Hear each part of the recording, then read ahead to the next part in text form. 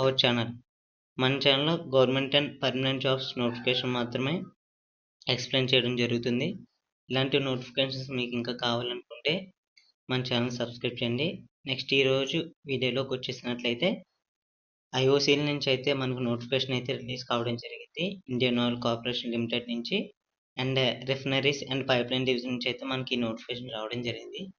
మనం ఈ వీడియోలో ఈ నోటిఫికేషన్ ఎవరి ఎలిజిబిలిటీ, క్వాలిఫికేషన్ ఎవరెవరికి ఉంది, ఎలా అప్లై చేయాలి, ఫీజ్ డీటెయిల్స్, ఎగ్జామ్ గురించి మొత్తం డీటెయిల్గా కీ పాయింట్స్ అన్నీ మనం ఈ వీడియోలో తెలుసుకుందాం. నెక్స్ట్ ఇంకా మీలో ఎవరైనా సబ్స్క్రైబ్ చేయకపోతే ఛానల్ సబ్స్క్రైబ్ చేసి వీడియోకి ఒక లైక్ అయితే కొట్టండి. నెక్స్ట్ మనం వీడియోలోకి వెళ్ళిపోతున్నట్టయితే మన నెంబర్ ఆఫ్ పోస్టులు రిజర్వేషన్ వైజ్గా చూసుకున్నట్లయితే జూనియర్ ఇంజనీరింగ్ అసిస్టెంట్ ప్రొడక్షన్ ఇందులో చూసుకున్నట్లయితే పోస్ట్ కోడ్ అనేది 201. మనకి రిఫైనరీ ఇందులో ఫస్ట్ ఆఫ్ ఆల్ వచ్చినట్లయితే మనకి రిఫైనరీ డివిజన్లో అయితే మనకి వీళ్ళు ఇవ్వడం జరిగింది.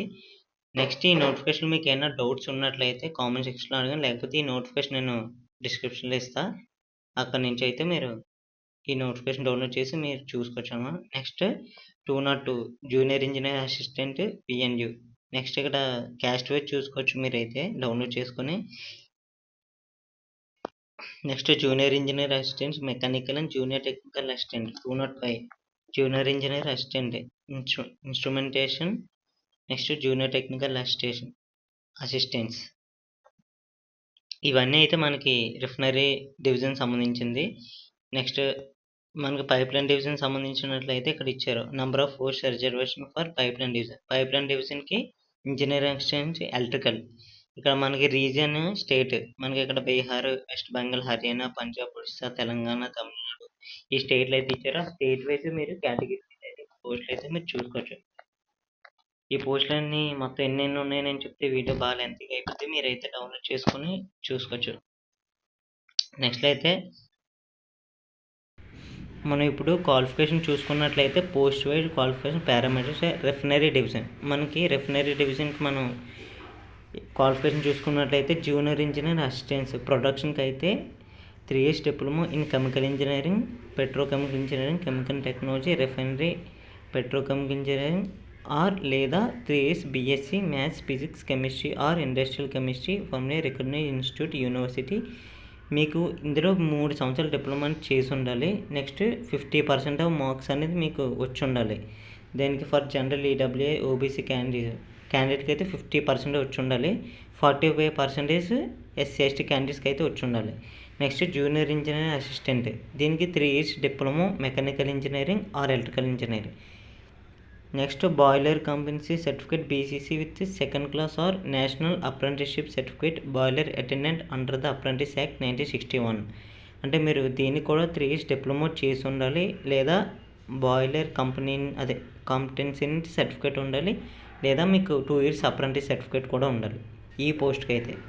నెక్స్ట్ జూనియర్ ఇంజనీర్ అసిస్టెంట్కి అయితే 3 years diploma electrical engineering and electronic and electrical engineering కూడా మీరు చేసి ఉండాలి.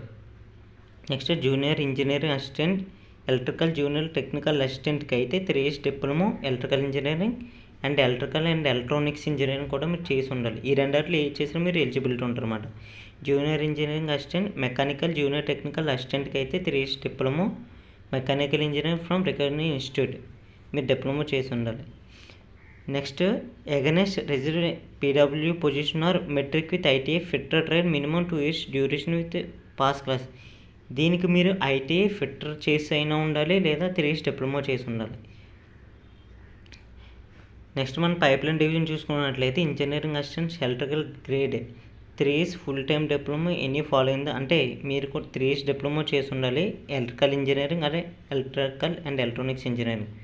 మనకి ఇక్కడైతే వర్క్ ఎక్స్పీరియన్స్ అయితే వీళ్ళు ఇవ్వలేదు. మనకి పైప్ లైన్ డివిజన్కి అయితే వర్క్ ఎక్స్పీరియన్స్ అడుగుతున్నారు, రిఫైనరీ డివిజన్కి అయితే వర్క్ ఎక్స్పీరియన్స్ అడగట్లేదు. దీనికైతే వర్క్ ఎక్స్పీరియన్స్ లేదు పైప్ లైన్ డివిజన్ ఇంజనీరింగ్ అసిస్టెంట్స్కి.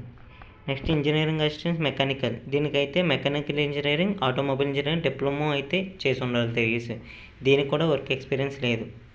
Next engineering assistant 3 years full time diploma in electrical communication engineering ECE. Next electronics telecommunication, electronics radio communication engineering, instrumentation, next electronics engineering. ఇందులో మీరు 3 years diploma చేసింది, దీనికి కూడా work experience అయితే వీళ్ళు అడగలేదు. Next technicality grade, దీనికైతే మీరు 10th ప్లస్ ఐటీఐ కిందన మనకు కొన్ని ట్రైల్లు అయితే ఇవ్వడం జరిగింది. ఈ ట్రైల్ మీరు కంప్లీట్ చేసినట్లయితే టెక్నికాలిటీ గ్రేడ్ 1కి మీరు అప్లై చేసుకోవచ్చు. దీనికి కూడా వర్క్ ఎక్స్పీరియన్స్ అడగలేదు. నెక్స్ట్ మనం చూసుకున్నట్లయితే మనకి ఏజ్ రిలాక్సేషన్ చూసుకున్నట్లయితే as per Indian government rules ప్రకారం ఎస్సీ ఎస్టీకి 5 ఇయర్స్ అండ్ ఓబీసీకి 3 ఇయర్స్ అయితే వీళ్ళు ఇక్కడ మెన్షన్ చేయడం జరిగింది.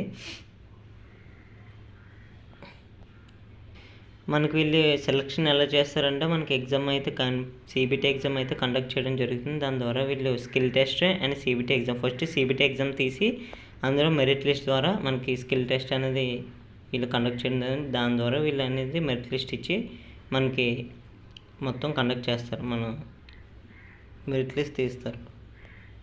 మనకు అప్లికేషన్ ఫీజు వచ్చినట్లయితే జనరల్ ఈడబ్ల్యూఎస్ ఓబీసీకి అయితే 300 అయితే వీళ్ళు ఫీజు అనేది పెట్టడం జరిగింది, application fee. Next application process వచ్చేసరికి ఆన్లైన్లో దీనికి అప్లై చేయాలి.